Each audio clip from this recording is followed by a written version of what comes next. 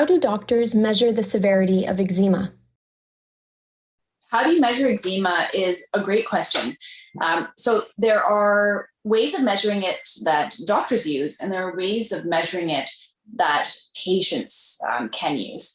So a lot of the measurement of the severity comes down to your ability to carry on with normal day-to-day activities, how well you sleep, how much the itch is disturbing your sleep, and how much it impacts your ability to wear clothes, to go about your day-to-day life.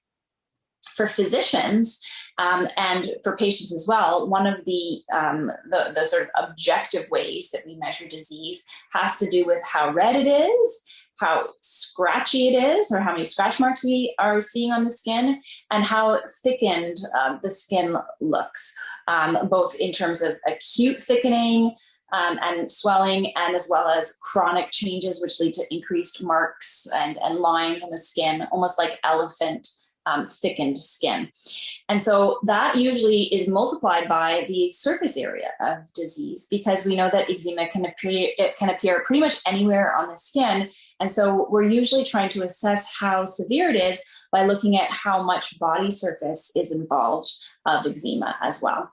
And we know that being said, eczema also comes with very dry skin, and that's part of the measurement of the disease. We know it has an impact on our mood, and that's part of the measurement of the disease.